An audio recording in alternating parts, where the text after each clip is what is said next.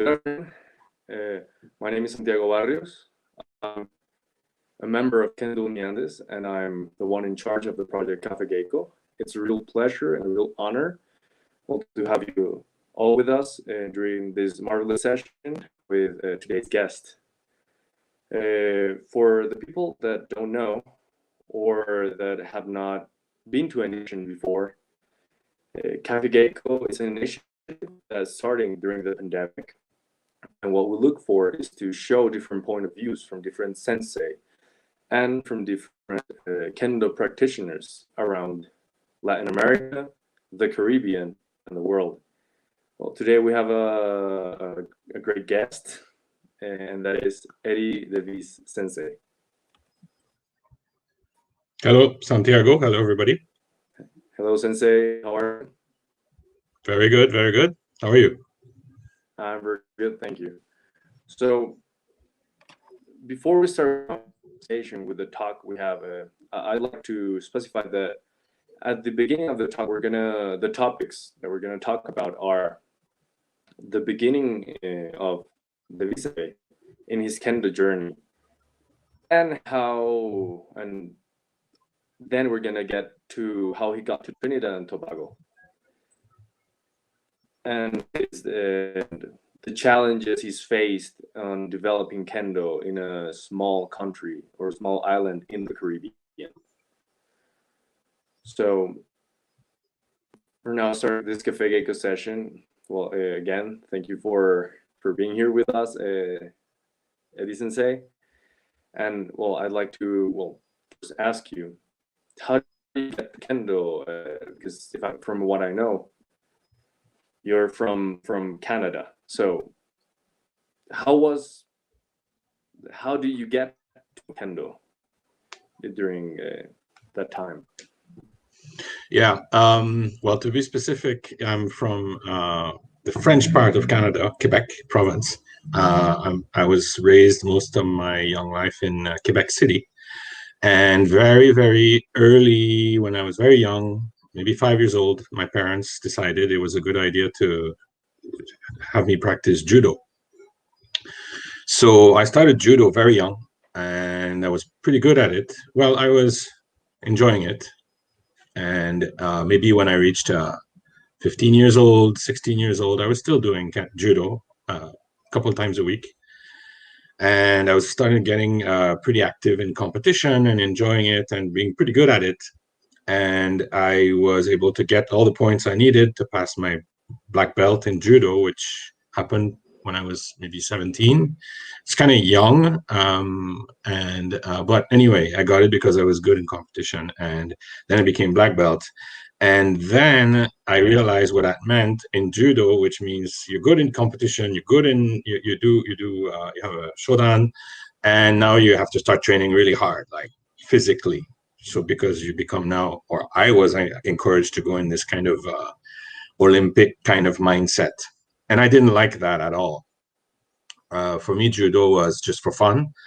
I was also young, and I liked to, party, and I was working in restaurants, and so I didn't feel like training so hard, physically. I thought that's not what I like.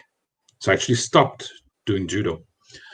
And I didn't have any idea what Kendo was. Around the same time, I moved to Montreal to study, to do my university degree. So I remember the day where I was in my first week, maybe at the university, I saw a poster of a really cool looking black and white poster of two guys with the armor, and I was like, wow, this is so cool. I want to do this. I don't know what it is, but I want to do this. You could tell it's martial arts. I had no idea. So I signed up right away. I went to the gym. There was a university club, Université de Montréal Kendo Club. And I met the sensei, and he answered my questions. And I said, what do I have to wear? The same usual questions. And he said, well, if you did judo before, just bring your gi. It's okay. You could wear that. So I thought, okay, cool. So the first practice, I showed up in the dojo with my judo gi with 25 other beginners. The problem is I only had one belt from my judo gi, and that was my black belt. So that was my first big mistake in kendo. Very stupid mistake. And of course, the sensei at the time really made me pay very hard. So that's how I started kendo. It was nice because the every semester you'd have so many new students joining, so it was always new people, and of course most of them don't stay, but it was quite a good experience. Now, I mentioned French Canada because in Quebec province there are not so many Japanese people. Well, in 1989, which is when I started, there were not so many Japanese people, so there was no, not really. There's one, Awaga Sensei, but everybody else was no relation to Japan. So the highest ranking sensei maybe was Yondan, maybe. And so the level of kendo and the culture of kendo in Quebec and Montreal was not so it was not then what it is now, which is much more popular. So we tried to go to visit Toronto, which is where there's so many Japanese people and so many good, excellent dojos. And so we travel there and participate in tournaments and start to try to improve and so on. So that's really the beginning of my kendo career. Interestingly, of this period, there's still quite a few people still doing kendo that are, and I won't name them. You know who they are, if you know me, and they're still doing kendo, and that's really cool. You know, they're all over the world, and they're doing great things. So that's pretty cool. No, and it's very interesting what you're saying. Well, first that encounter in kendo, because most of us, when we find out about kendo, we're like, wow, that looks, just for the looks, we're totally in, and we're, wow, that's amazing. It looks great. It must be great. That's one of the lessons I've learned in my life in kendo is everybody has a different reason to join, and all reasons are good. There's no bad reason to join kendo. My reason was pretty simplistic reason, not a good one. But I found in kendo exactly what I was missing in judo, which is the more intellectual, more moral, and more, the aspect that is not physical that we all like about kendo. That's what I was really craving, and that's fortunately what I found in kendo. Yeah, because as you were saying, how you were being, like, the road that you were paving for judo was mostly competitive, Olympic. So the point is not the path itself of the martial art, but the winning points. That's the main objective. But in kendo, now, I'm saying that and it sounds really good, but when I was, for those who know me from way back then, I was a real kendo baka. In my 5 years doing kendo in Montreal, I was obsessed with kendo and I was obsessed with competition. So it was not all great and noble. It was very narrow-minded. I was very aggressive about, or very dogmatic, I should say is the word. Very dogmatic about how you must train and how you must behave and how intense you must be. Like me, I'm a kendo baka. Everybody should be like me. I was a little stupid when I was young. Fortunately, I've learned to compromise a little bit. But at the time, I was very obsessed as well with kendo, and that, there's some positives and negatives, but it gave me a lot of opportunities to practice in Toronto, to be involved with, to meet and practice with a lot of people in Toronto. And so I guess that prepared me somewhat for what came next. Yeah, there are like different stages throughout well, besides your kendo life, like in your life. So well, there's a point where you just, I think you said, okay, maybe you saw that it's not all about the competition, even though I as yourself, well, I love competing. Competing, it's extremely fun. So, so I get it.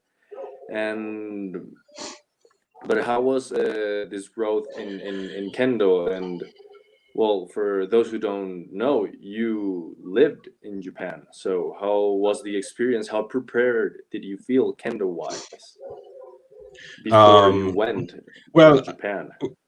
Well, when I left Canada, I graduated in engineering, and I didn't feel that I had any real job opportunities in Canada at the time that were interesting. And I thought, well, let me pack my bags and go to live in Japan with no commitments or no job, essentially. And on top of that, I had a girlfriend that was coming with me, so it was challenging. We found our way to Korea and lived in Korea for a few months. And at some point, I got a call from my teacher at university who said, "You remember this internship you applied for in Japan 4 years ago?" So 4 years before, there was this opportunity to apply on internships in different companies in Japan. So I put my name down and forgot about it.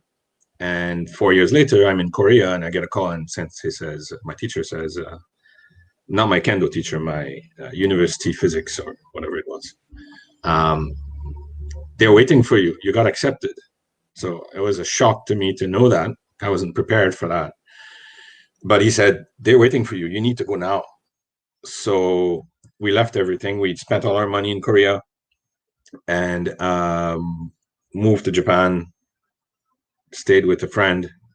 And the next morning I was at the company office. The company is NTT, so it's a big company, the biggest company maybe at the time in Japan. And I was at the office with my necktie and everything. And they said, "Oh, great. Nice to meet you.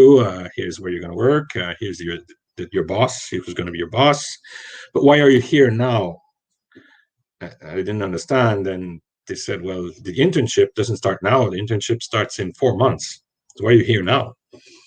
So now I was in very big trouble because I had no money, no place to stay, no job, and I didn't know what to do. So it was a very tough learning experience living in Tokyo for 4 months with not much money, no apartment, if you know what that means, finding an apartment, finding a job, anyway. So at that time, Kendo was not at all on my mind. Trust me, that was not important.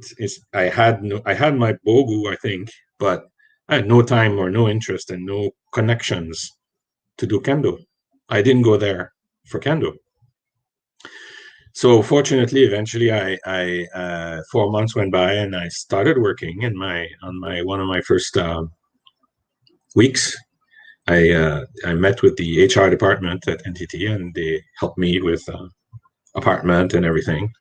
And then they asked me, "Well, is there anything we can help you with?" And I said, "Well, yeah, I'd like to practice Kendo. I have my bogu. I think I was Shodan maybe at the time. So I know a little bit." And they're like, "Kendo? You do Kendo?" And so they were a little surprised. And they didn't know anything about Kendo. The people I was talking to, they had no real experience with Kendo, and they certainly didn't know how to help me. So, of course, every company, most companies and big companies in Japan have a dojo. And I said, "Well, there's got to be an NTT dojo in Tokyo for sure." And eventually they found a dojo and they gave me the address and direction and they say, "Go, here's a letter, go and good luck."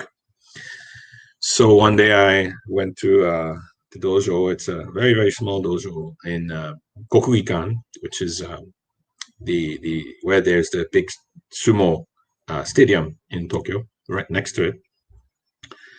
And showed up there and they allowed me to practice with them. So 5 minutes ago, you asked me how prepared I was in Montreal to face that. Well, I was not prepared at all, nothing. My Kendo was terrible compared to everybody there. I didn't speak Japanese. I didn't have any kind of smooth introduction. It was very tough, very, very rough. And that's partly why I didn't really practice there very much at the NTT dojo, because first of all, it was really tough. The level was extremely high, and my level compared was not so good. I had so many bad flaws and weaknesses, and it wasn't a formal class. It was basically you come, you change, and you do Keiko with whoever's there, and nobody would want to do Keiko with me. And it was really hard for me to make a space for myself. And even like the sensei was like, okay, you go practice with this guy over there, and this guy over there is a disabled person, who's learning kendo. So I was considered essentially not good enough, really, and I was not good enough for sure. So that was really hard. It was a great experience. But the work in the company I was working in was really, really hard, long hours. It was very typical Japanese workplace. And then, going out for drinks after work with your colleagues or your boss. And so the learning curve I had to experience at work, and the difficult experience at the dojo, all that made it very difficult for me to practice regularly. I just didn't have the energy and the motivation. And keeping in mind that I didn't go to Japan to practice kendo, I went to Japan to work. So that was my focus, unfortunately. So the long and short of the story is, even though I stayed in Japan 5.5 years, I really didn't practice that much as I should have. But that's life. Yeah, that's true. And well, it's from your experience, some people that might have they might want to go and work in Japan, mostly because of kendo, let's say, because they want to go to Japan because of kendo, and yeah, sure, they need to live, so they need to work. So they also need to know that living in Japan, well, and working in Japan is very, very different from, well, a kendo trip. That it's maybe it's not all smiles and giggles, but it's definitely it's for kendo. It's not living in Japan. Yeah, no, living in Japan is probably like living any new country. Maybe a little more difficult, maybe, but it's kind of like that. You have so many things you have to learn. You have all these headaches you have to deal with. You have to find an apartment. You have to pay your bills. You have to line up to go to the post office or whatever it is you have to do. Those are day-to-day challenges. Except in Japan, well, it's a little bit different. It's a different language, and it's quite a homogeneous society. So you kind of stick out a little bit. So it's not always easy. You have to be very patient and disciplined and focused. And if you're not that, of course, it's going to be a difficult experience. But I had that kind of personality before. And so for me, it wasn't hard to live in Japan. It was really, really enjoyable, really, I would say almost easy. I was really lucky at good job. And so it was, but I know that it's hard for many people. And, I've experienced many, many challenges, but, like I said, it's life. And if you go for kendo, and if you have good introduction and you have good place of practice, then it's a good start. And maybe if you find a job separately, I guess it's a different experience. It may be interesting. On that note, I mean, I don't know if you saw, I noticed interviews recently with Thomas Miranda, maybe on another channel, and Nicolas Diaz. And I was so surprised to hear their experience, because it's a little bit like me, but different. But it's the same conclusion. You gotta work really hard to get what you want, to have a good experience, and to get what you want. But it's worth it. Yeah, like if you have a clear objective, and well, if you worked hard, and in this case, well, not your case, because as you said, you had already this sort of a pattern of behavior in which it wasn't so hard to adapt to the Japanese society. But well, for another person, it might be that might be the greatest challenge. So Well, if you practice kendo very seriously, and you pay attention to the deiho in your dojo, and you really take it on personally, then you understand a little bit how you should behave if you go to Japan. You understand a little bit how things work. So if you want to go to Japan, prepare yourself. Prepare yourself in the dojo is the perfect place, and then maybe you can make a easier life there. oh, And okay, and it's and well, don't bother learning Japanese at home. Go to Japan and then learn Japanese, because that'd be the real Japanese. yeah, the real way in the real world. Yeah, not textbook Japanese. No, that doesn't exist in Japan. But it's interesting your point of view, in which you say, well, what I take from it is that you're saying that being you should be the same inside and out the dojo, inside the dojo and out of the dojo. Like to take on principles, so the morals, as you said in the beginning, all these things that Kendo teaches that go way beyond the physical aspect. And well, Yeah.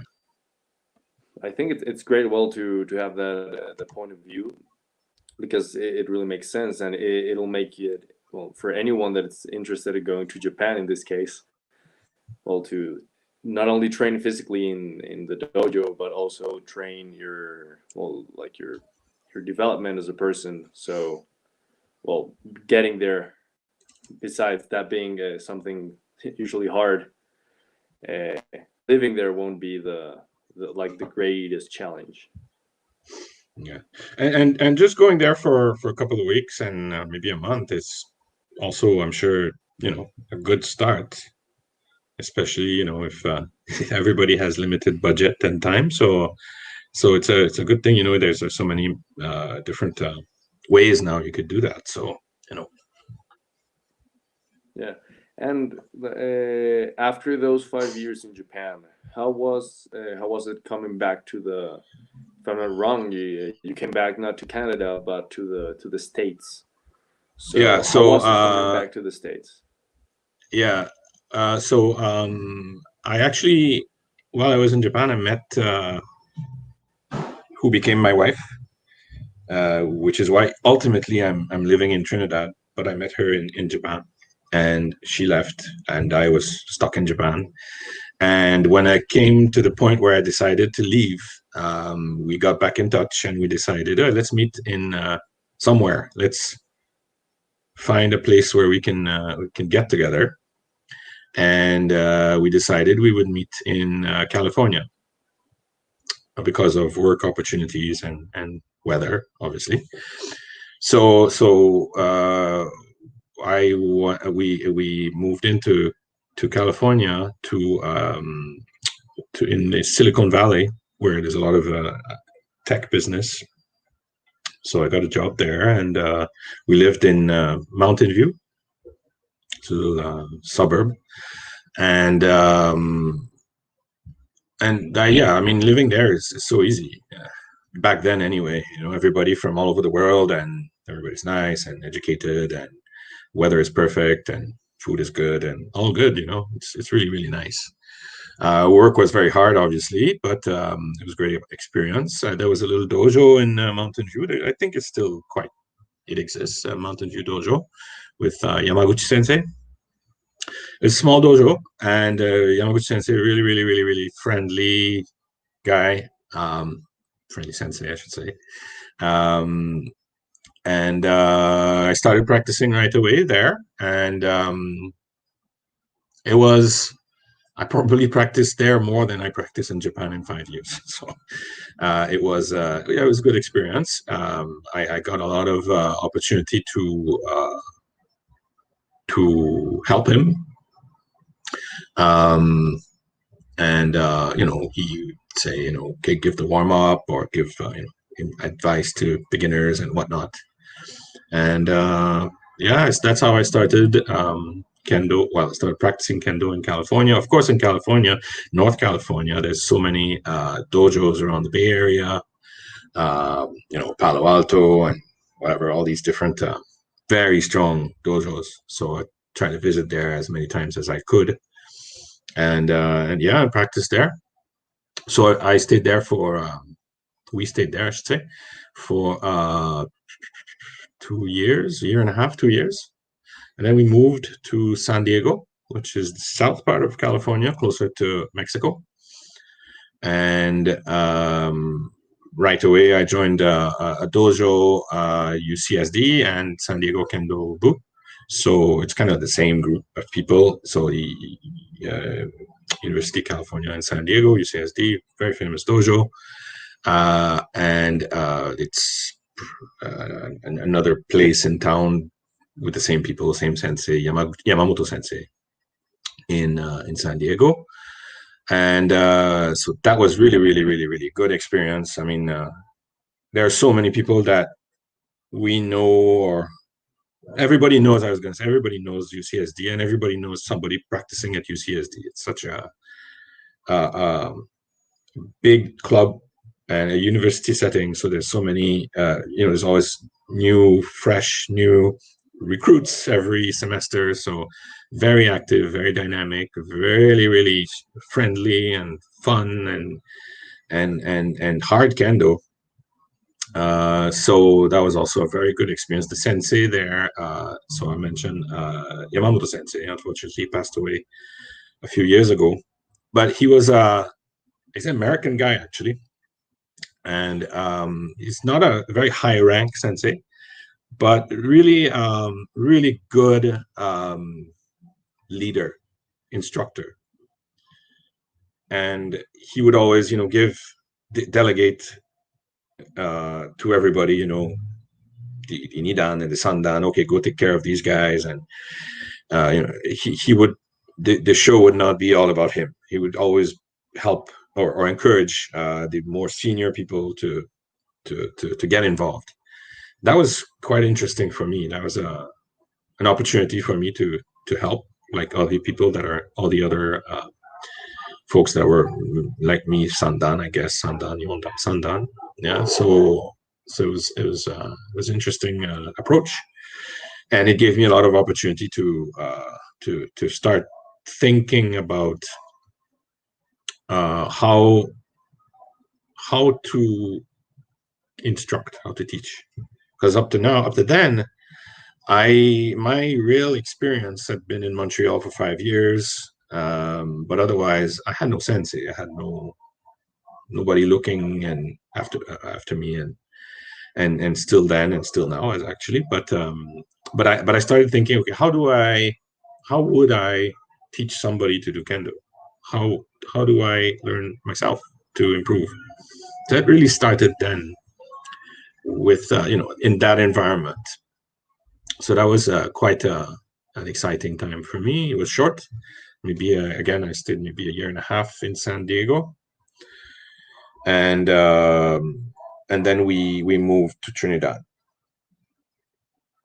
So that's a long answer to your question. I'm not sure if I actually answered it.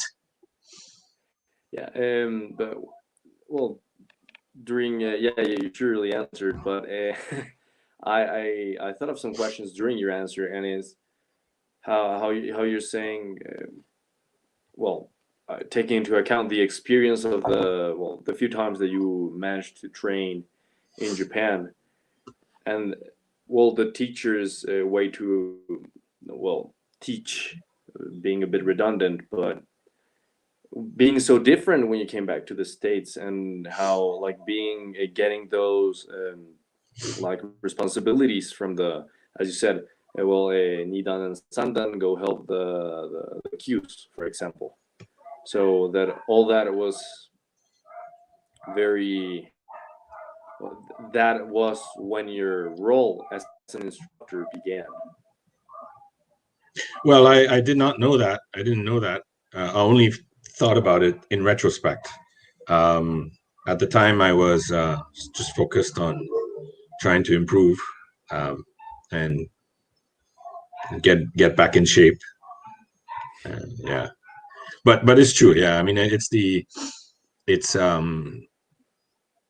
I think that's another big lesson I've learned is it's really important to encourage your more senior people to take leadership and to take responsibilities, because it's there's no better way to learn something than by teaching it. It's true in every discipline. So certainly it's true in Kendo, and that got me started with the idea of okay, and I think we're going to talk about that a little more in later on. But I'm sorry, but for me, something that's very fundamental is that there's a difference between how Kendo is taught in Japan with how Kendo is usually taught outside of Japan. There's many exceptions to this, but generally speaking, the people that learn Kendo in outside of Japan, usually they're adults. Now, they're not kids, usually. And they start Kendo when they're 25 years old, 30 years old. And at that point, your body is pretty much at its best. Your mind is pretty much at its best. But in Japan, it's not like that. Most people learn Kendo when they're young, when they're small. So how you teach a kid as how you teach an adult is different. In Japan, it's also like that. If you look at how adults are taught in Japan, it's different than kids, of course. This is not a cultural thing. This is a just pedagogical thing. But 100% of the time, basically outside of Japan, it's adults. So you have to adapt the methodology, the curriculum, to that. So, you can't ask a overweight 30-year-old person to do kakari geiko for 10 minutes. Basically, right? You're going to die. So that's just an example, of course. But the point is you have to adapt it to that fact. You have to adapt it to the fact that maybe an adult will ask some questions and they're entitled to ask questions. When you're a kid, don't ask questions, just do it, right? And they're going to do it and they're going to perform. But an adult may not be able to do something until you kind of explain certain things. So that's the reality. So all of that, I was thinking about all of this while I was in California.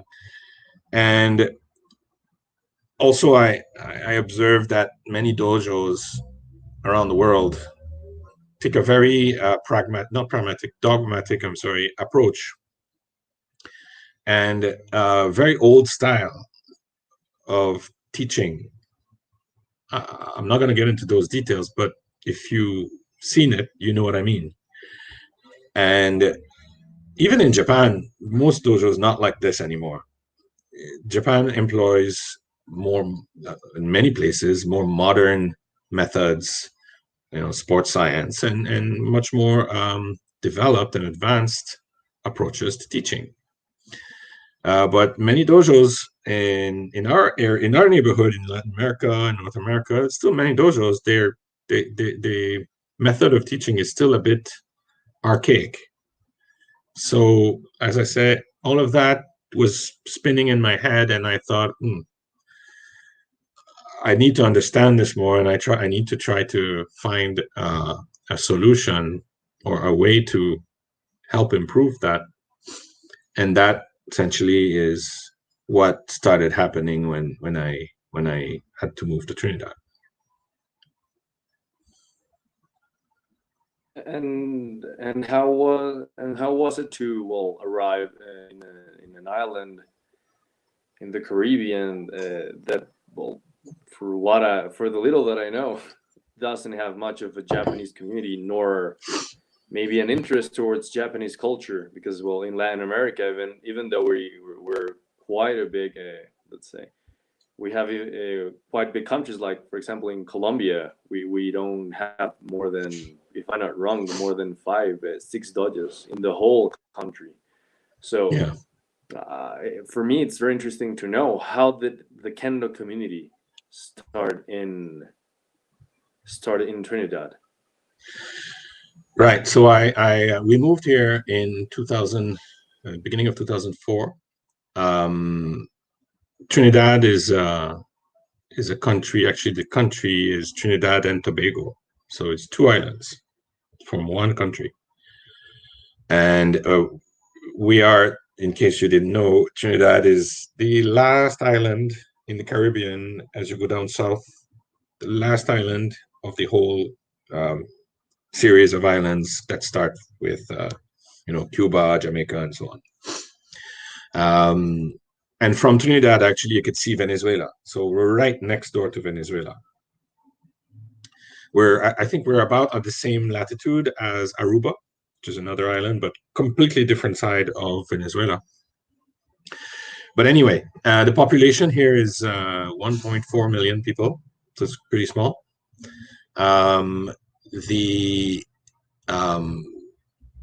There was Kendo in Trinidad in the 1980s for a few years.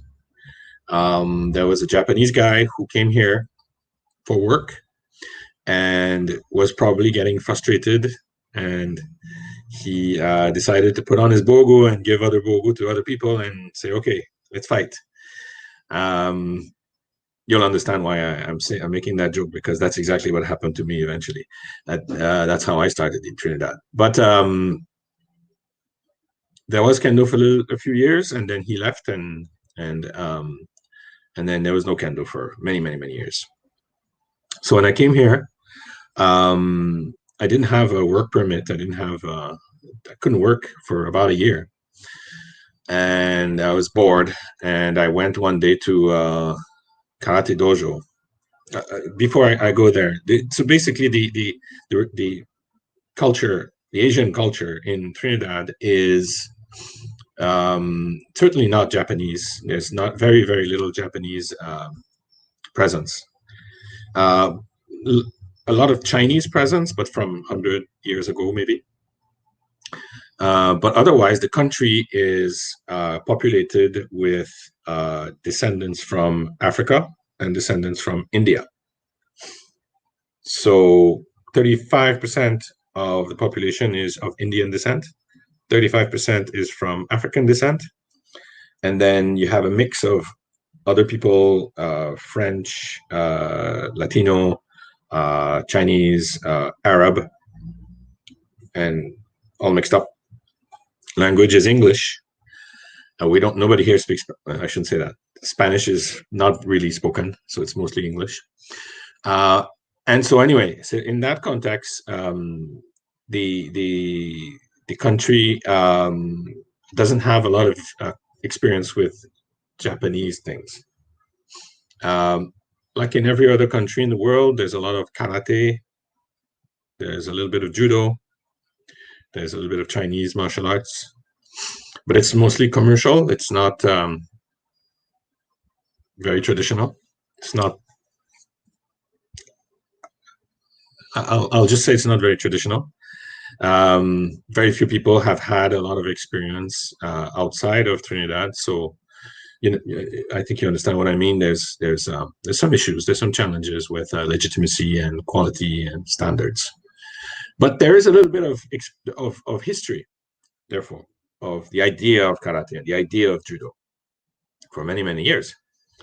So when I come to Trinidad, it's 2004, and I show up in a karate dojo, a nice karate dojo in the back of somewhere, really old style wood and mirrors and really cool. And I asked the karate sensei, who's a Trinidadian guy, if I could just practice a little bit for myself in front of the mirror.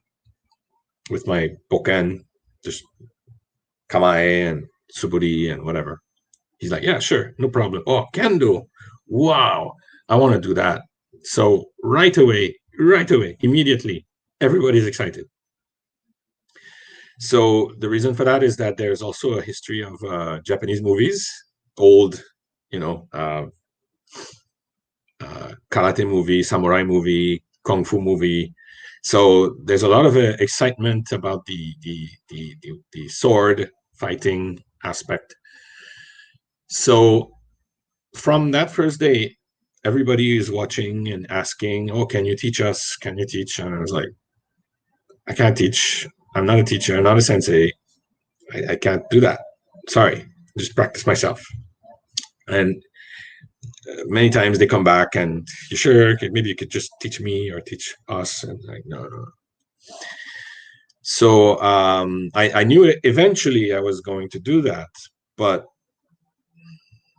I needed to kind of get used to it. So eventually one day, a couple of guys come, and young guys, and they say, "We'd like you to teach us." And I was like, I can't teach you. But I thought, look, if you come back next week, Saturday, with 10 guys, then I'll teach you.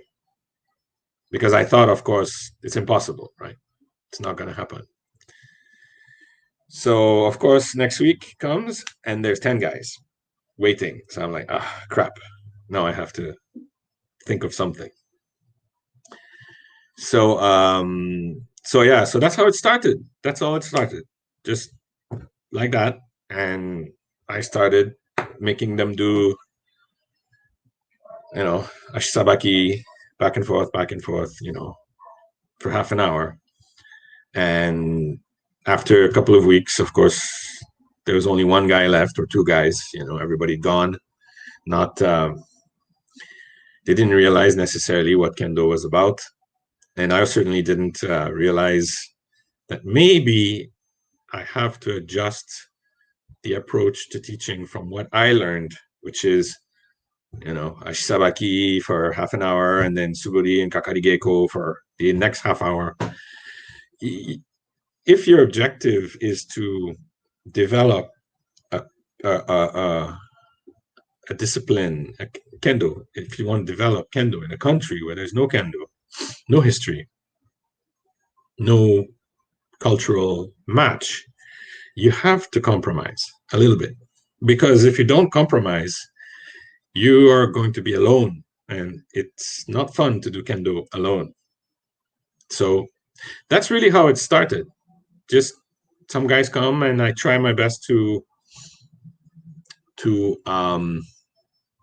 think of how did I learn?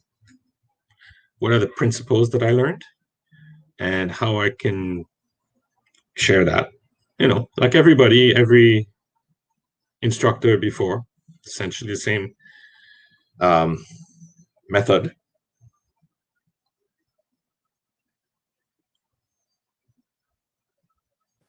Sorry, I think I had like a bit cut out of the audio. So no, but I got it, and it's true what you say, because well, since it's something that so natural for people in Japan, so like they know what kendo is, or they at least have a vague idea of what they're getting into.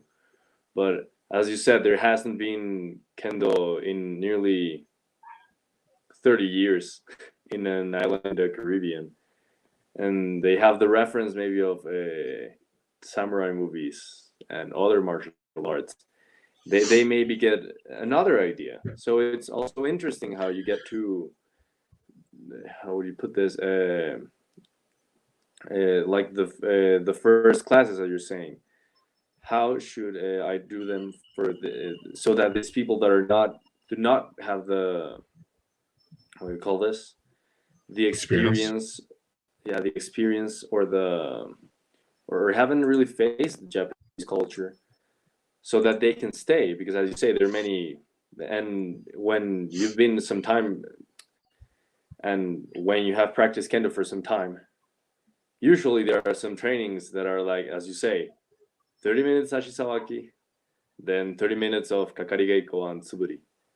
So, but there's a point where you're like, okay, well, we have to do it, then we'll do it. But if you get that in your first class, it's kind of harsh.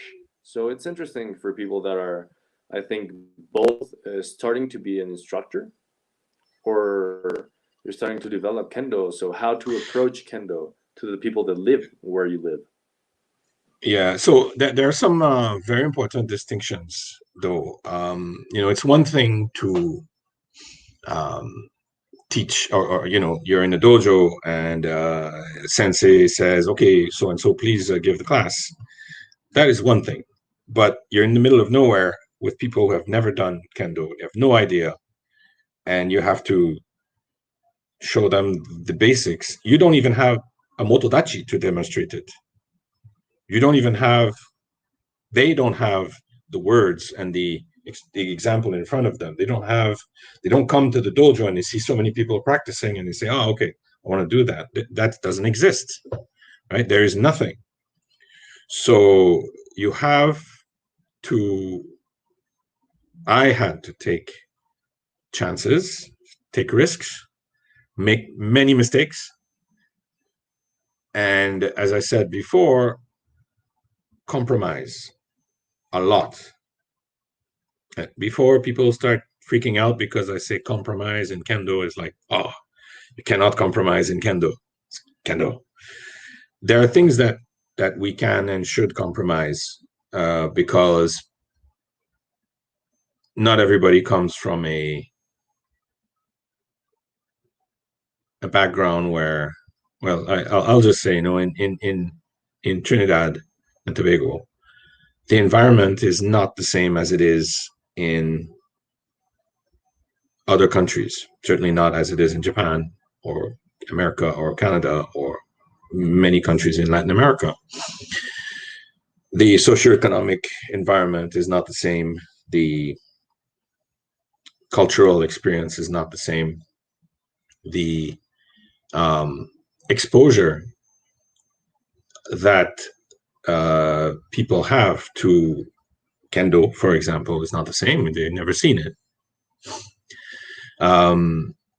The size of the country, the population size is different. And as I said, if your objective as the person who fell into, who dropped in the country, as I was to an extent, if the objective is not just, oh, I want to do kendo for myself, if that's not the objective, but the objective is, I want to help grow and expand the fun of kendo to as many people as possible, if that's the objective, and I'm being specific because sometimes that's not the objective. Maybe the objective is to just practice with some friends, and that's an objective, maybe good enough. But for me, that was not the objective. My objective when I started really teaching, I guess, my objective was to, okay, how do I get as many people exposed to kendo as possible? And I'm going to get 100 people, 1,000 people, 10,000 people, and maybe only 5 people are going to stay. That's okay. But I want to make sure that these 100 or 1,000 or 10,000 people have a good idea of what kendo is, and an appreciation and respect. And maybe it's not for them. That's okay. But for a little while, they practiced it and it helps. So if that's the objective, then there has to be some areas of compromise. So that doesn't mean that kendo class is a big party, but it means maybe you compromise certain things, like like in Trinidad, for example, I don't necessarily use a lot of Japanese words in the dojo. I explain it in English, and of course we use a lot of Japanese words, of course, but I'm not obsessed about that.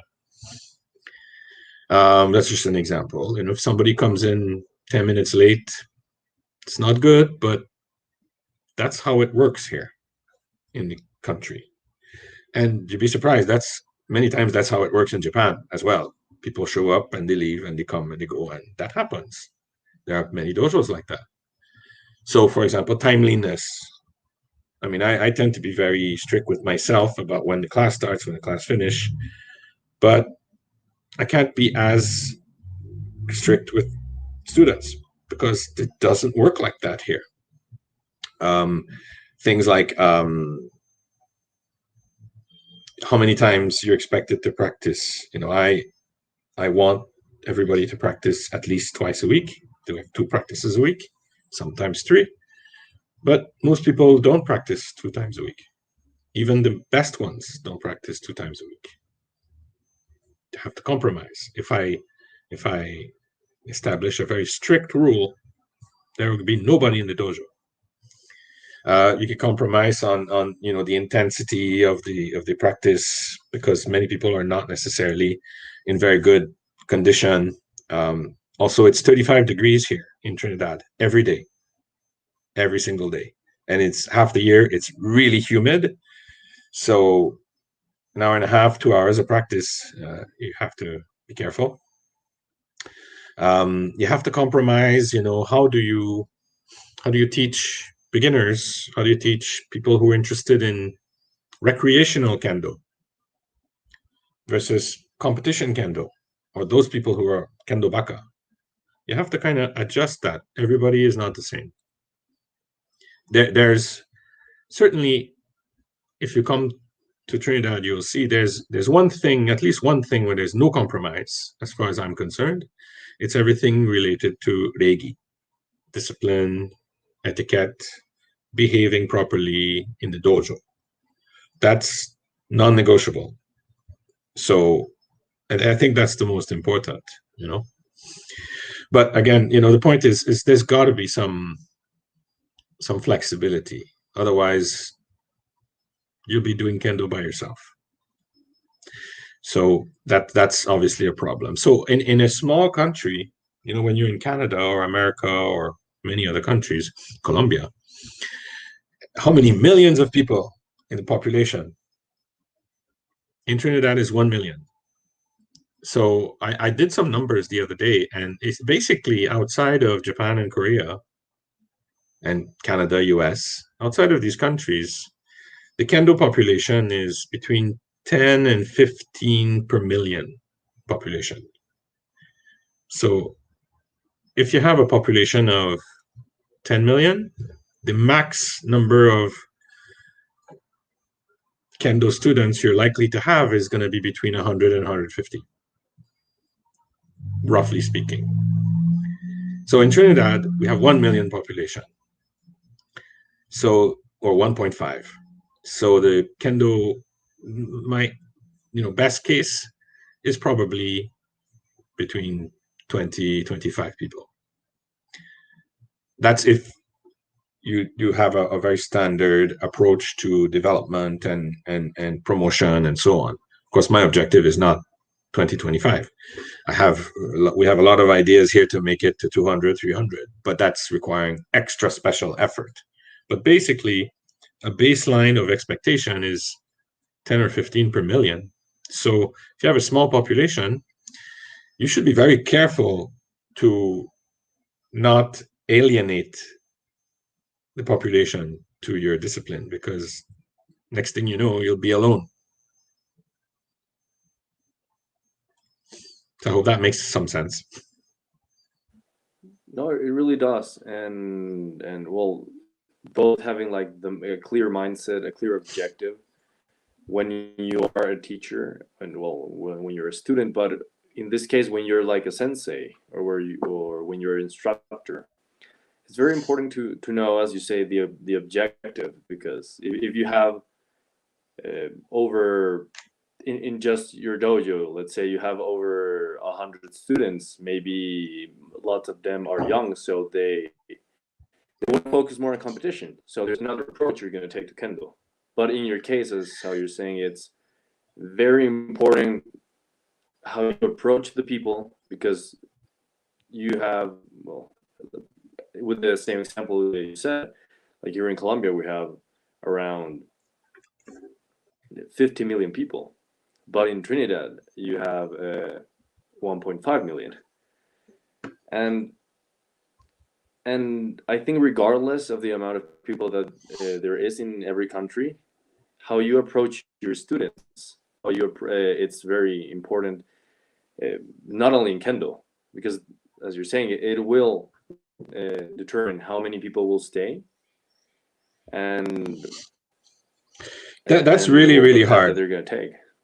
Yeah, that's really, really, really hard when you start from nothing, because you're gonna there's gonna be 10 people coming to learn, and out of 10, assuming they stay, right?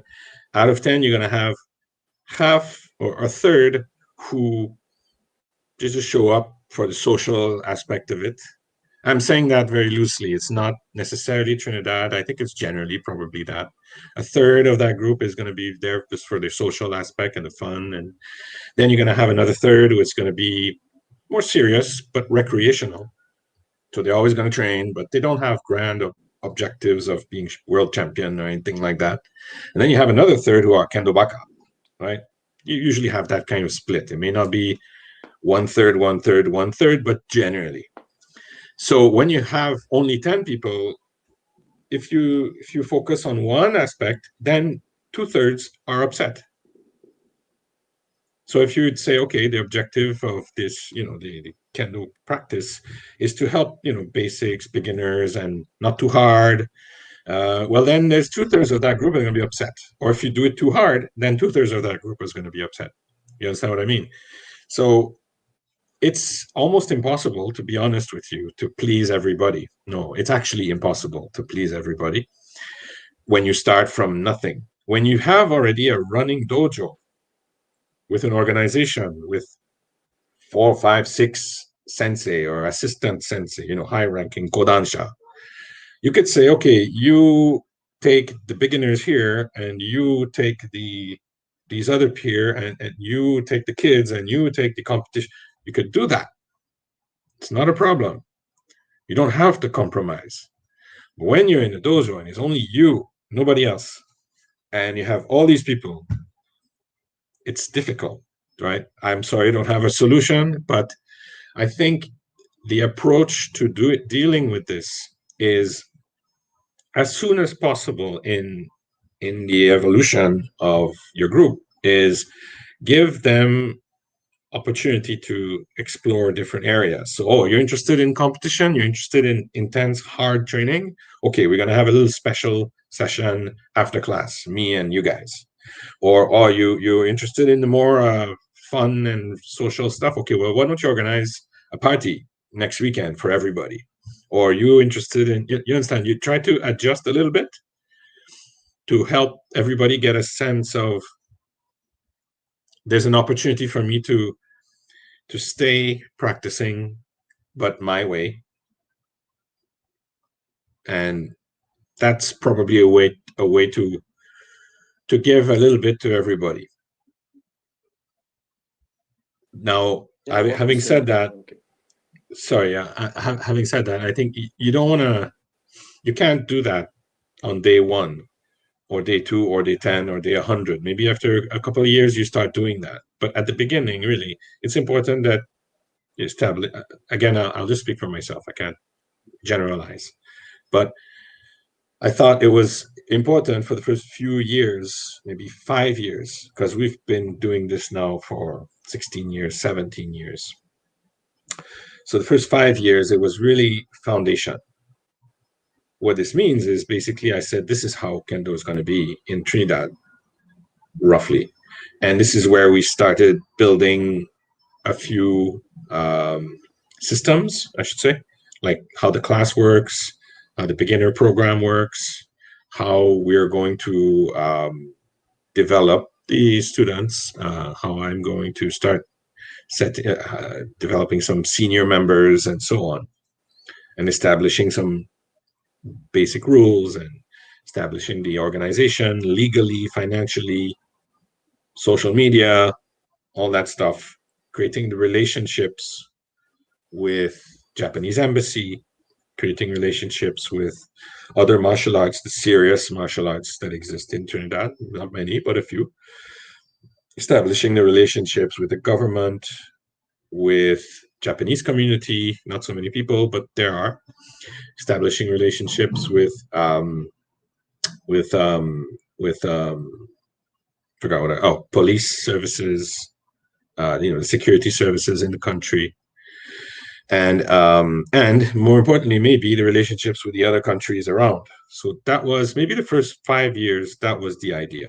The idea was not, okay, we're going to start teaching to everybody, to the kids and to adults and to men and women and young and old. It was not that. It was impossible to do that because it was just me. So I think that you need to think about that.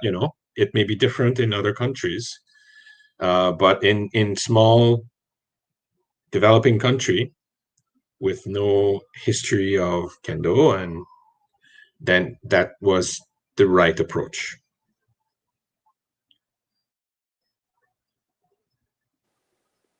Yeah, well, what you're saying is like in these first 5 years, I think it's important for people that are in countries with, well, either not many kendo or they're going somewhere where there is no kendo. Yeah. That like these foundations, like having clear foundations and good relationships is what is gonna help developing the kendo on the long run. Yeah, So, the thing that I think I did the best here, I didn't do a lot of I didn't do a lot of things I didn't do well, but a number of things that I did very well, I think, is establishing credibility and a standard, so that when I think we were talking about that the other day, but when the Japanese embassy is invited to one of our events, they know that we're going to start on time. They know we're not going to be late.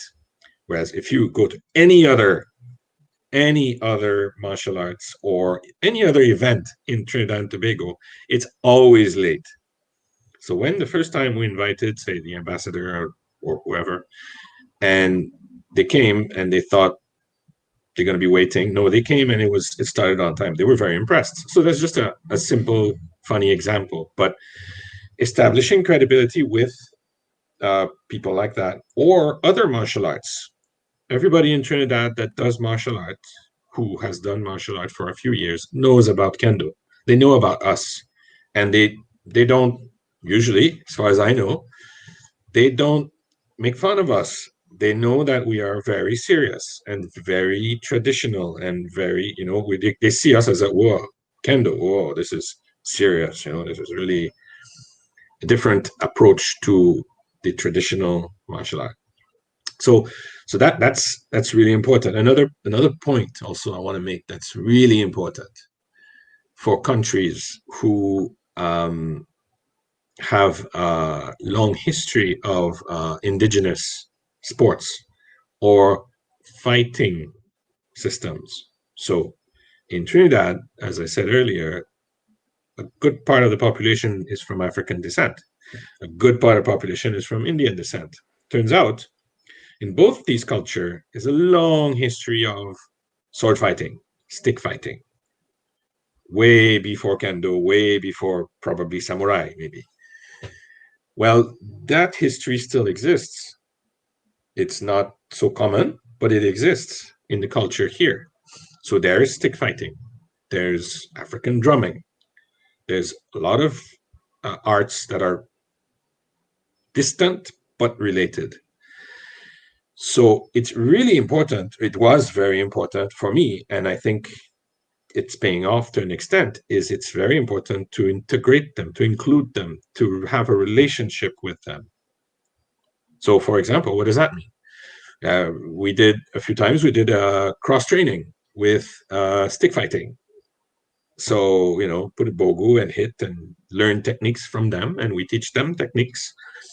Of course, it's not as a discipline that's as formalized as kendo. It's a little more wild, I should say. But it's important that people of that group see that there's kendo, and people from my group see that there's such a thing, and there's some kind of relation. Every time we do a big tournament in Trinidad, a big tournament is 25 people. But every time we have a tournament, we invite them to come and do a demonstration. So we have a whole show of different indigenous traditional martial arts of the Caribbean.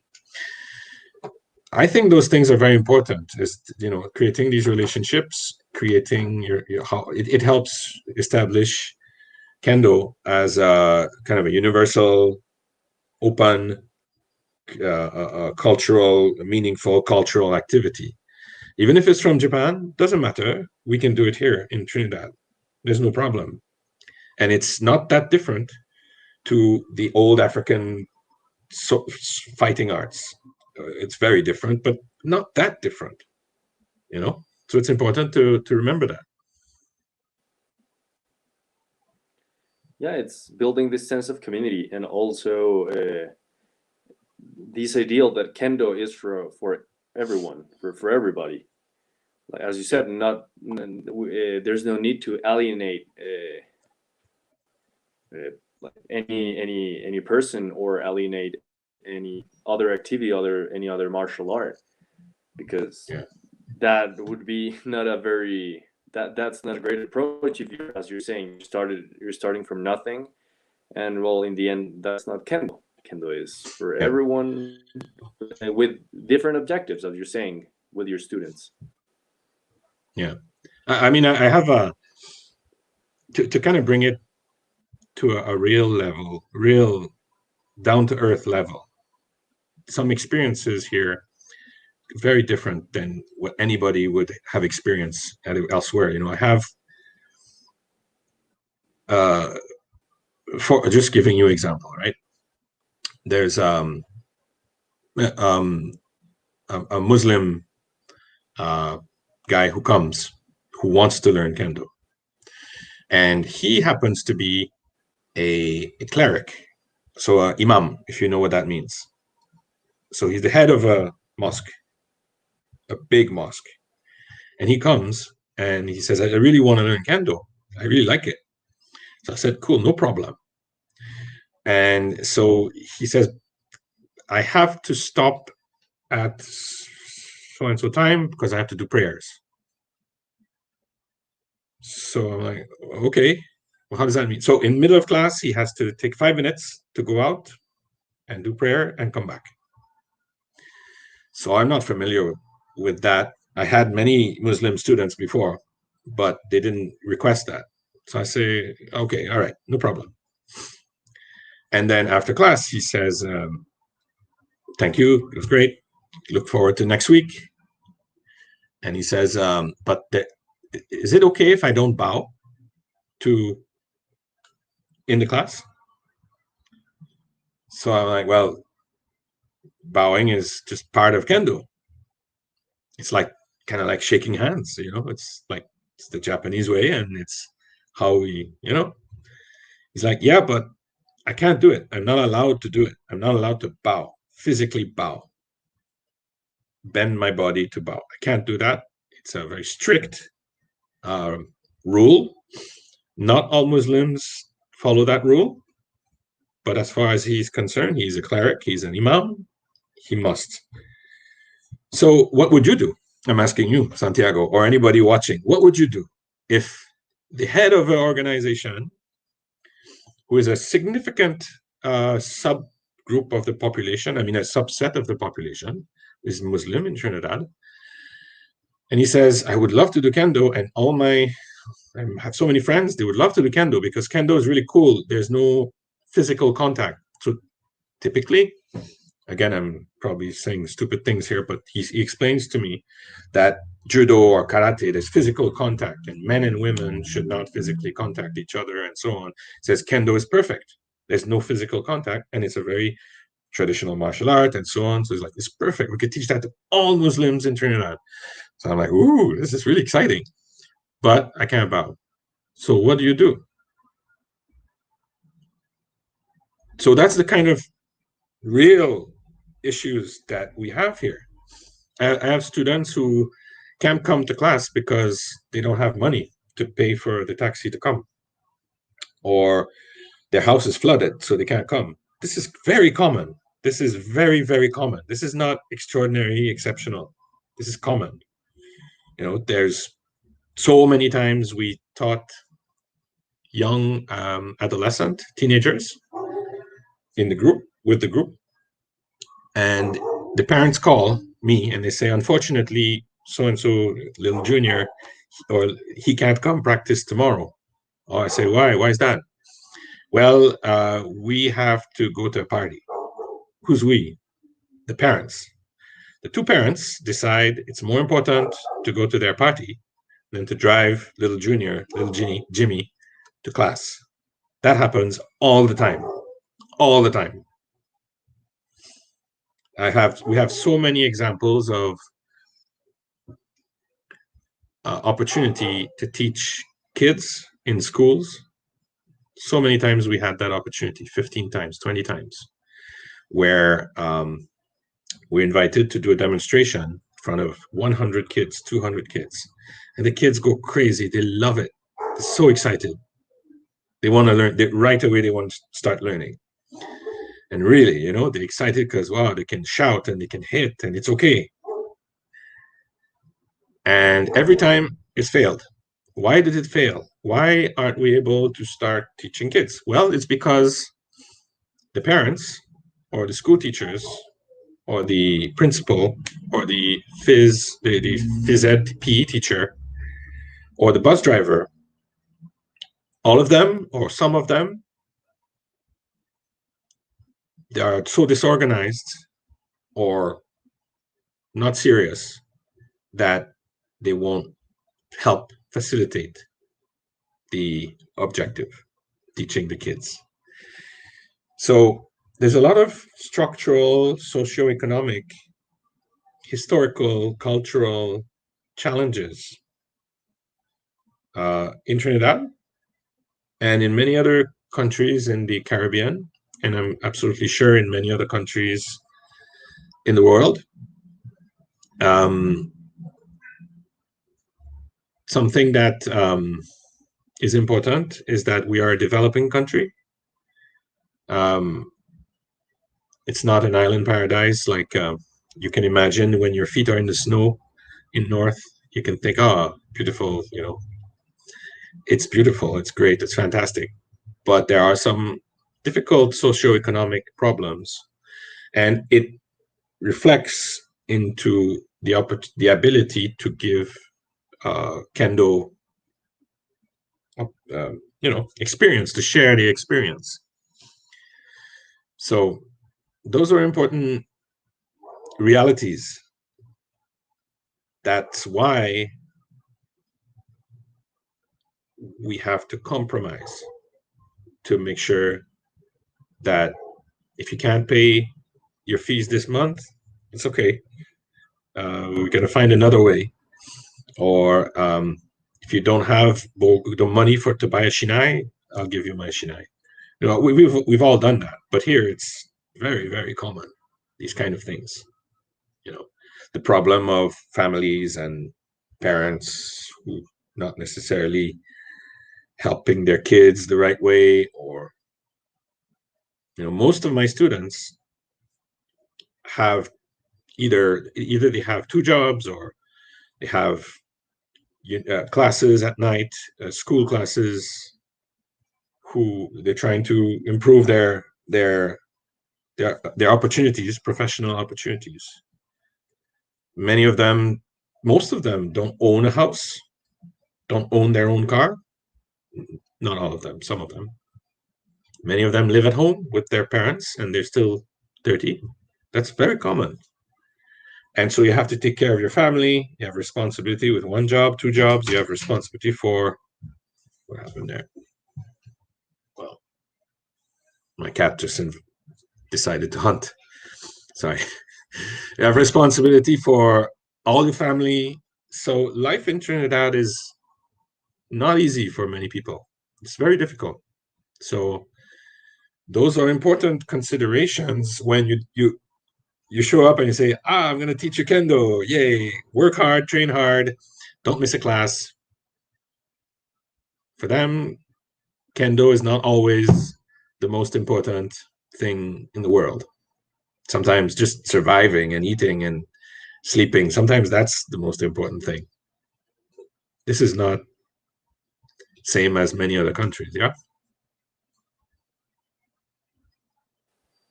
Yes, being aware of where you are, of what is happening, the reality of the country, because it changes not just from one country to another. It can change from one city, one town to another.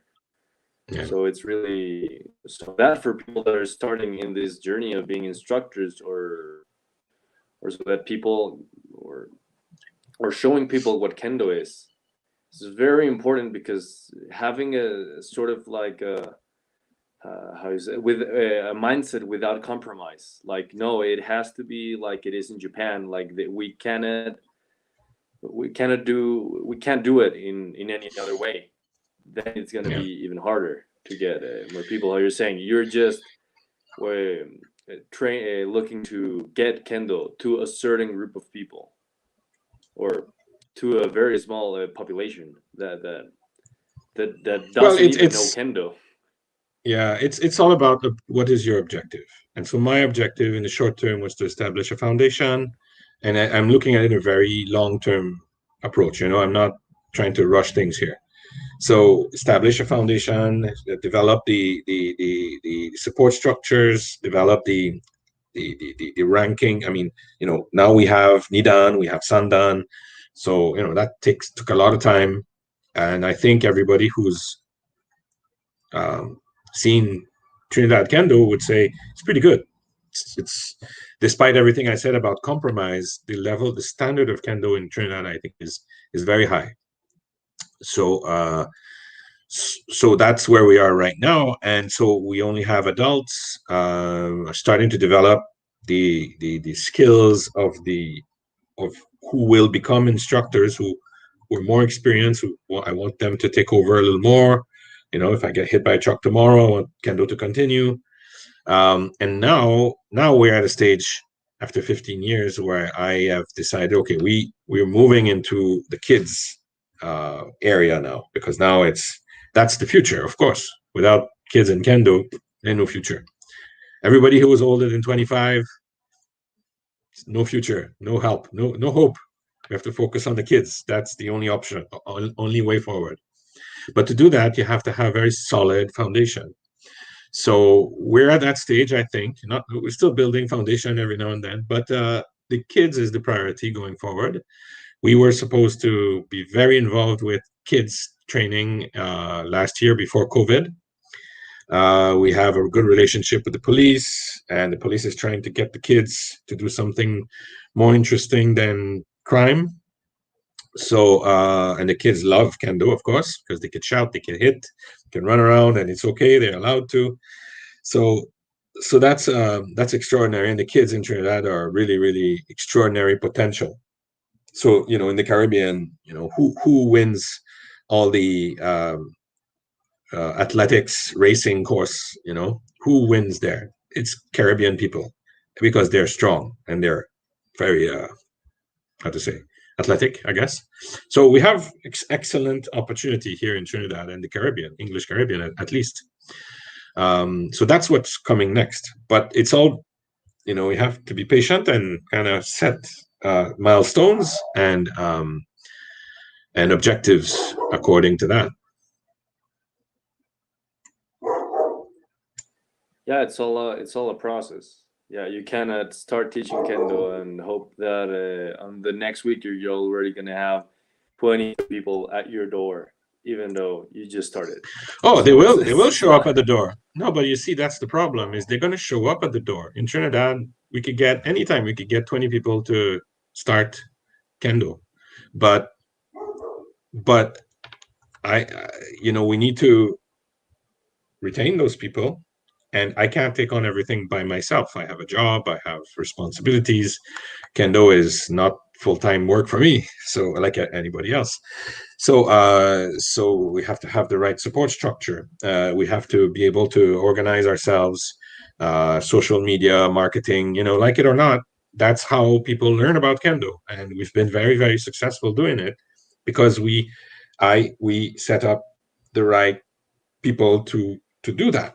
Accounting, development, relationships, curriculum development, all these things are things that need to be put in place before you can run, I guess. Yeah. And starting in teaching and all that, I personally want to know, and I'm sure very like the audience would love to know, if you have like a set of rules that you follow, because you're talking about things that there's like a certain level of compromise, that Yeah. maybe if they arrive 10 minutes late, or for example, if the imam has to make his prayers, so for 5 minutes, but do not there's no negotiation in the regi. So as you're saying that it's all about, there's a point where you're giving tasks to let's call it like the elders of your dojo. So what are the sort of rules for them? And since you're saying it's a good question. It's a good thing I wasn't prepared. I wasn't expecting that question, but it turns out I do have a list, because I keep it close by. And so here it goes. It's going to sound funny, but first thing, any decision you make in your dojo or with the organization, any decision you make has to be done based on what is the objective currently. That's the first thing. What is the objective this year, this month, of what we're trying to do? Then that should shape your behavior and what you're going to say and what you're going to do. It's like in business, essentially, right? Another point that is very important in countries and cultures where people like to talk. So you may or may not know, but in the Caribbean, people like to talk. Talking is a sport. And everybody practices that sport a lot. So what I try to emphasize is, before you're going to talk, think about it. Think about what you're going to say. So you're standing in front of a number of students, or one person. Just think about it before you're going to say something, because then when you're in a position of as an instructor, a position of power, you can so easily abuse that and start talking about these great ideas of Kendo and blah blah blah. In the meantime, the students staying there and watching and not doing anything. You want them to do something, so minimum amount of talk, maximum activity. That's important. Related to that is you have a responsibility. Okay, so I'm going to kind of segue briefly. Trinidad was a colony of England up until the 50s and 60s.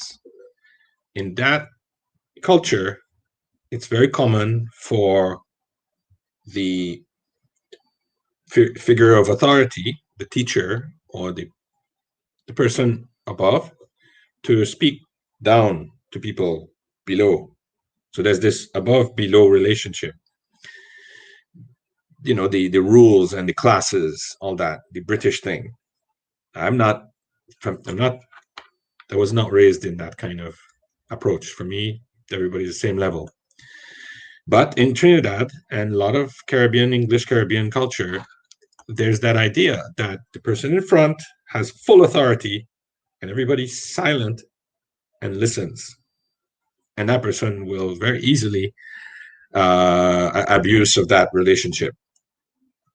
So I encourage people in my dojo to not follow that approach. So you have a lot of power, use it very carefully. Don't abuse your role as the senior person, senpai. It's too dangerous. Be very careful. That's what I tell my students. In Trinidad, it's always a compromise. And that's not just true in Kendo, but in business as well, or in any kind of relationships in Trinidad. Compromise between tradition, the way to do things, and another way to do things. So tradition, the compromise between tradition and innovation. So, okay, we could do Ashisabaki for half an hour, but maybe there's another way of teaching them to learn to move their feet properly, a more fun way or a more creative way. But at the same time, you don't want to exaggerate. There has to be a compromise, a good balance, so that you make it interesting. Yeah. Another point is important is because here most of the students are adults, sometimes in their 30s, 40s. They all have physical limitations. We all have physical limitations, I should say, and some more, some less. So you have to keep that in mind. Also, a lot of people join Kendo, not just in Trinidad, I'm sure, because emotionally, mentally, they may not be fully confident, fully strong. So you keep that in mind when you give instructions to somebody. Can't teach everybody the same way, because it's not going to work. And another point that is very important is it's a hard job to teach Kendo, to give instructions. It's not a job, but it's hard activity. So try to relax a little bit. You're also human. You're going to make mistakes. You're going to say the wrong thing. So don't take yourself too seriously. I'm a very serious guy, but I also know how to make fun of myself. So I think that's important. So those are kind of rules I keep for myself, and I encourage my students, whether they know it or not. That's what I'm trying to share with them. I think that last part, well, I agree with all the rules. I think not from like the Kendo perspective, but as we talked before, as a musician, I've been I've tutored people, I've been teaching in certain schools, so or academies, I think would be the more precise term. So you might have two students on the same level, but the approach that you take towards them, it's very different, because maybe some person have I don't know, let's go back to Kendo for a minute. So let's say some people get the exercises pretty quickly, and they just want to do it and do it and do it, but then the other person who has the same amount of time practicing, that's not his case or her case. So it's very important to know that you cannot teach everyone the same way, because that's not logical. Because again, it depends what is the objective. If the objective is to teach Kendo to as many people as possible, then you have to adjust, as you say, to everybody, somewhat, to some extent. But if you just want to practice as one person, then who cares about the other one? He's not interested in doing Kendo my way, so I'll just focus on this one. It's very tempting to do that, but I mean, I did that when I was a teenager in doing Kendo, but now I think I know better. And the other part that you said about don't being aware that you're human, even though that sounds a bit silly. How I put it, like being aware that you're a human. Yeah. Well, because I mean, you have, again, I'm saying this in the perspective of, there's no Kendo, and now you're there, and you have to develop this. So you're gonna make mistakes. I made a ton of mistakes, but you know what? What's the big deal? I didn't kill anybody. Nobody got seriously damaged along the way. So it's okay, right? If you try your best, and but at the same time, you have to take care of yourself too, physically, mentally. Otherwise, it's too hard. It's very hard, and you'll ask anybody who has that experience in Latin America, who's had to drive the whole country by themselves with very little resources. It's very difficult. It's tiring. It can be. So that's why, I mean, this last year for me, it was kind of weird, because we haven't had practice, right? And it's the first time I don't practice in a very, very, very long time. And it's a good break. It's physically it's good. I stay home. I'm with my wife. I don't go to Kendo twice a week. I don't come back tired, sweaty, and sometimes a little drunk. I don't do that. So that's good. But I still practice. I don't do a million suburi at home, but I prepare myself. I watch a lot of video. I study a lot, put together some documents. We have sessions where we talk about Kendo concepts, Kendo, develop other areas of Kendo that, my students I mentioned earlier, we don't use as too much Japanese in the dojo. Well, I said, okay, this is an opportunity. Everybody's going to learn all the words. So we practice that. We practice other things like that, discussing more advanced concepts, discussing what's important when you learn Bokuto Nyoru Kendo Kihon Azake Koho. What's important when you teach Kendo Kata or Suburi. Those kind of things are another aspect. It's also Kendo. So it's important to kind of have that mental flexibility to survive under stress like this. Yes, because as you're saying, being one of the situations in the country, it might be frustrating. As you say, if you train you're a certain way, like you say, you always arrive on time and everything, and well, there's a possibility that in Latin America is, as you said, it's very common for people not to arrive on time. So it's like not like that flexibility, and it's also going to be healthy for you because you're getting frustrated over things that you cannot control.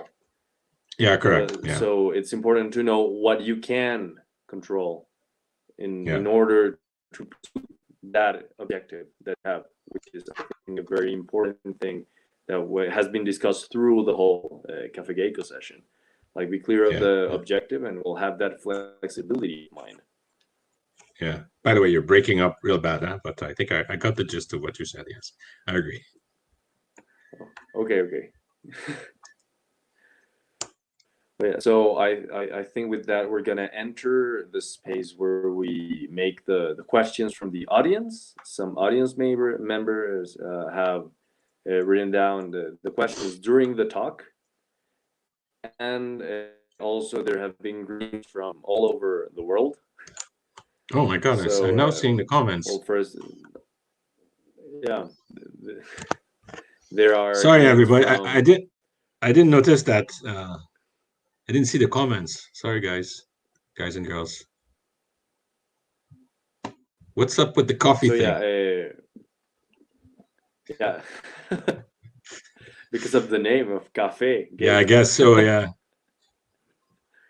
So before we start with the questions, I'd like to remember the audience that now you can ask your questions and write them down, and we're gonna ask them to today's guest, Eddy Devisse Sensei, for him to answer them, and after that we're gonna finish today's session. So we have greetings from Ecuador, from Fernando Benavides Sensei. We have greetings from Taro Ariga Sensei, from Johnny Sugo, from the Brazilian Kendo Confederation. We also have regards from, for Brazil, from, various places of the world. We also have regards of Takeshi Takamori Sensei. Takamori Sensei. He's making fun of me there. He's saying that I gained some weight. I don't think so. Maybe it's either the camera or your glasses, Takamori Sensei. And now, we're gonna end. Those were the greetings, and now we're gonna start with the questions. The first question that we have is from. Please excuse me if my pronunciation is not precise. Tijana Shirkovic. So that's about right. The question is, what was Eddy's hardest Kendo moment?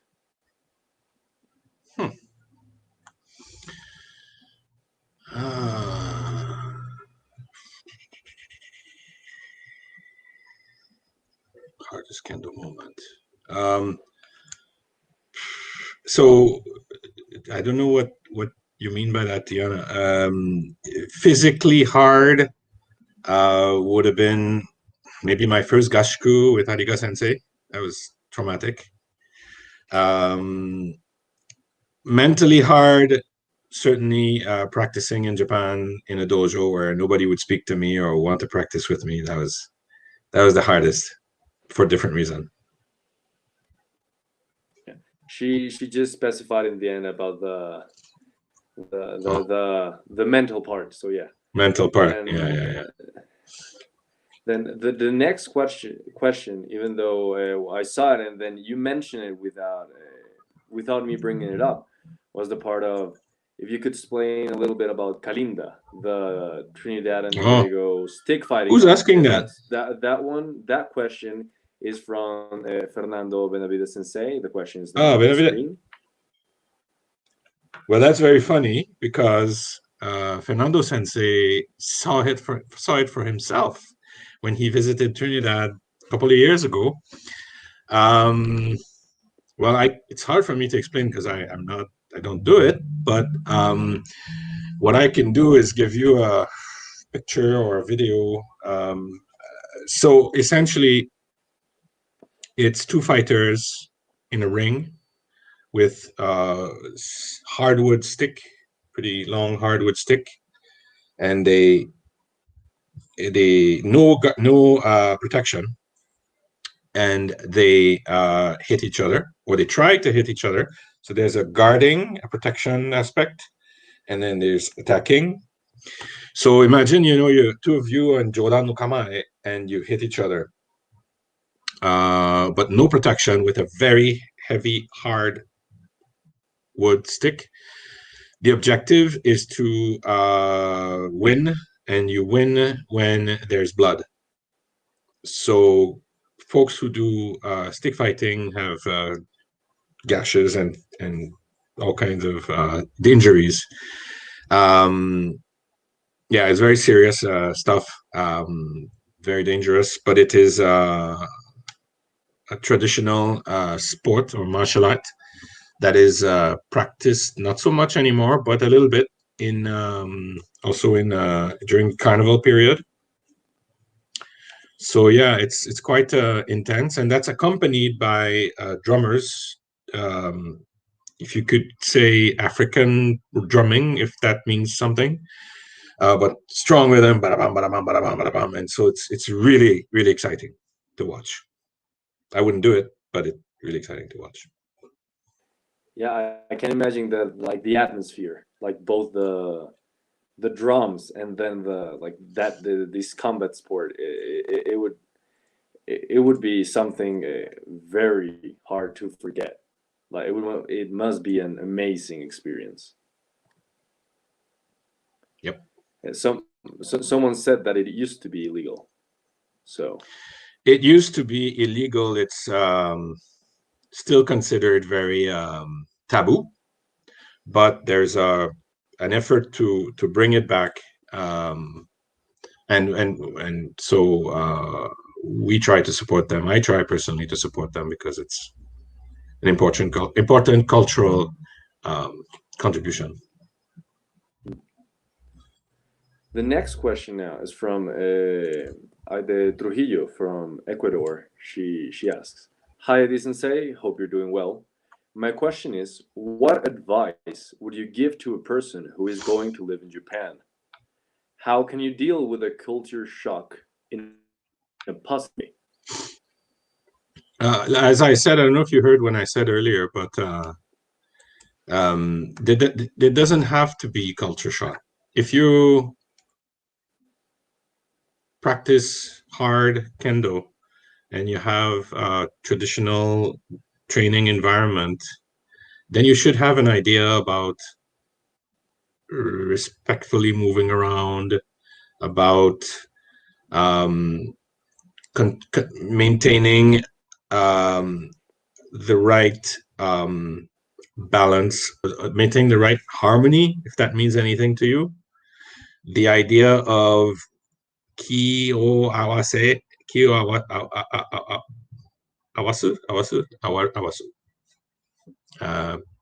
joining of minds, Ishin Danshin.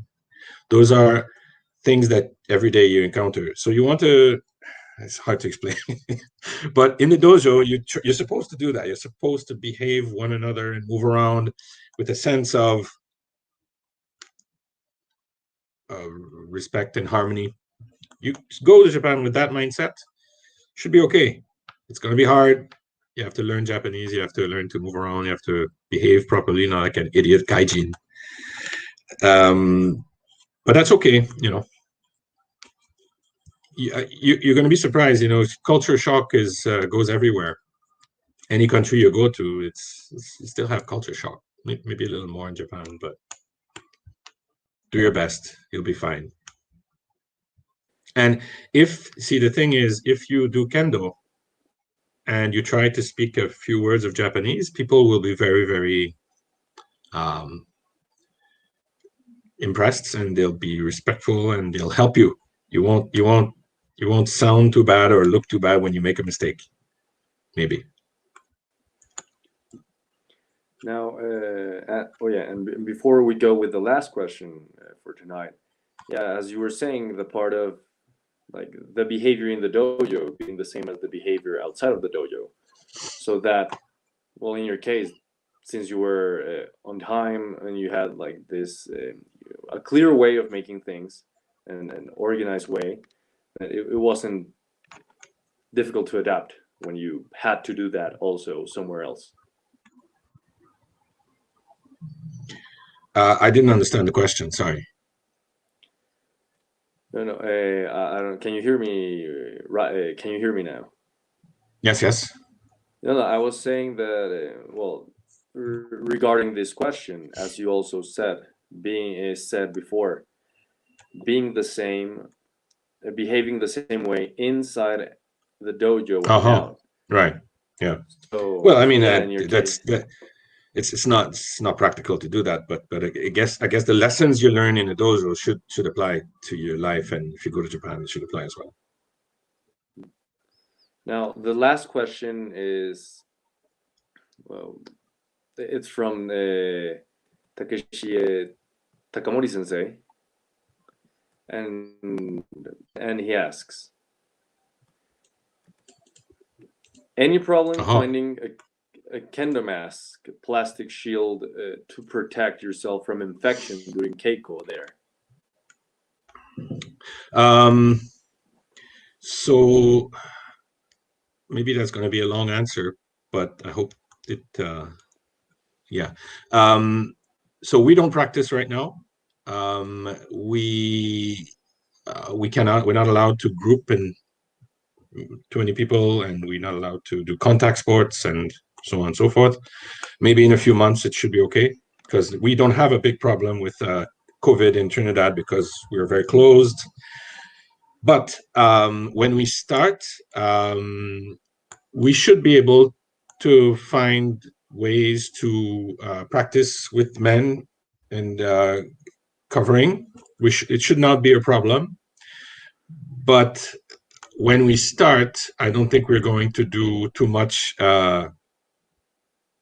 with men and Bogu. I think we're going to take a month, 2 months, slowly, Suburi, basics.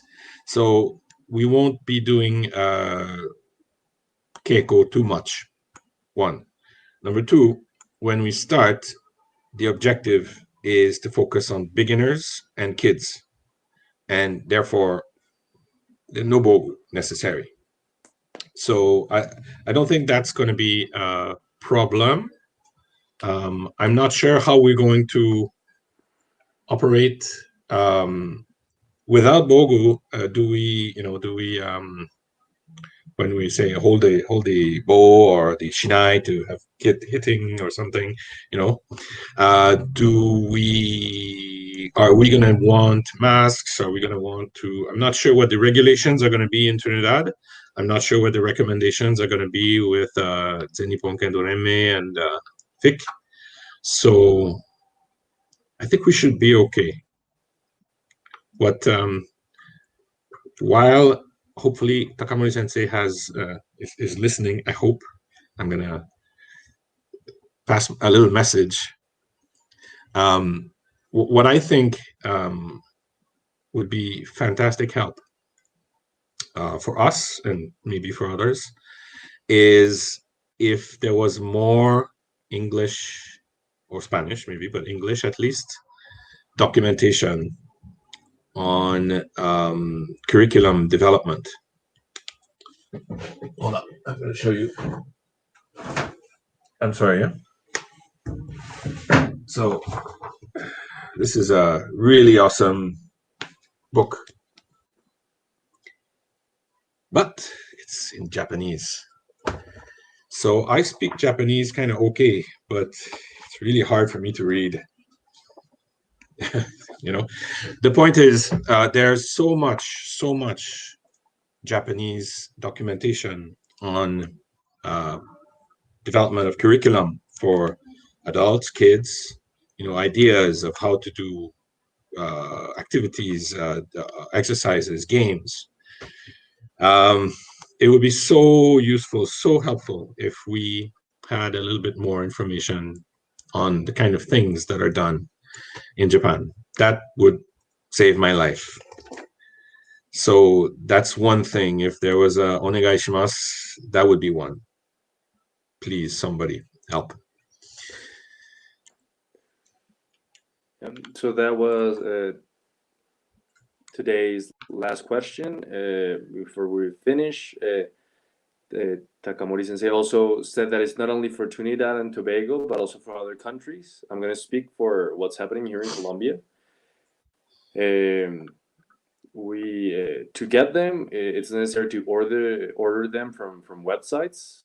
But I've heard also of some people that have looked for materials and have tried to make the masks themselves. So that would be talking about Colombia precisely. So Yeah. This was the last question, and now we're gonna finish today's session. It was great having you, Eddy Sensei. It was a great talk. It was a pleasure. It was an honor to have you and we'll talk about all these topics. Same here. It was great for me. I'm happy that you reached out to me. I hope you continue doing this. Please reach out to many people around the world so that more folks that are